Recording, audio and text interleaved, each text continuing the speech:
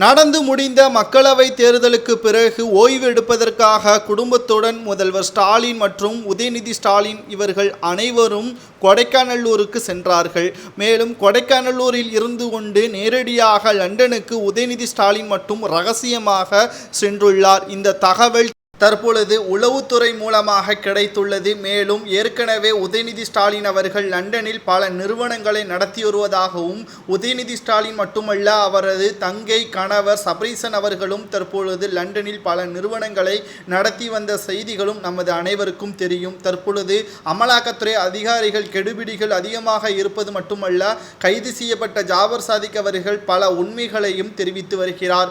இதில் ஜாபர் சாதிக் அவர்கள் சபரீசன் அவர்களது நிறுவனத்தில் பல கோடிகள் முதலீடு செய்திருப்பதாகவும், அதன் மூலம் அவர் லண்டனில் பல நிறுவனங்களை பெற்றிருக்கிறார் என்ற தகவல்களையும் தற்பொழுது கூறியிருக்கக்கூடிய நிலையில் அவசரமாக இந்த நிறுவனங்கள் பற்றியான தகவல் வெளியே கசிவதற்கு முன்பாகவே லண்டனுக்கு செல்வதற்கான ஏற்பாடுகளை கொடைக்கானலூரில் இருந்து கொண்டு ஏற்பாடுகளை முதல்வர் ஸ்டாலின் அவர்கள் செய்ததாகத்தான் தற்பொழுது தமிழக பாஜக தலைவர் அண்ணாமலை அவர்கள் தெரிவித்துள்ளார். ஒட்டுமொத்தமாக கோபாலபுர குடும்பமே கைதாகும் என்ற தகவலும் தற்பொழுது கிடைக்கப்பெற்றிருக்கிறது. லண்டனில் இருந்து உதயநிதி ஸ்டாலின் அவர்கள் சென்னை விமான நிலையத்திற்கு வந்தவுடன் கைது நடவடிக்கை மேற்கொள்ளப்படலாம் அல்லது விசாரணைக்காக அமலாக்கத்துறை அதிகாரிகள் உதயநிதி ஸ்டாலின் அவர்களை டெல்லிக்கு அழைத்து செல்லலாம் என்ற தகவலும் தற்பொழுது கிடைக்கப்பெற்றிருக்கிறது. இனி ஒருபோதும் திராவிட முன்னேற்ற கழகம் மீண்டும் ஆட்சியை கைப்பற்றாது. அது ஜூன் 4ஆம் தேதி முடிவிற்கு பிறகு மக்கள் கொடுக்கின்ற தீர்ப்பு ஸ்டாலின் மட்டுமல்ல ஒட்டுமொத்த திமுகவிற்கும் மிகப்பெரிய ஒரு அதிர்ச்சியாக அமையும் என்ற தகவலையும் தமிழக பாஜக தலைவர்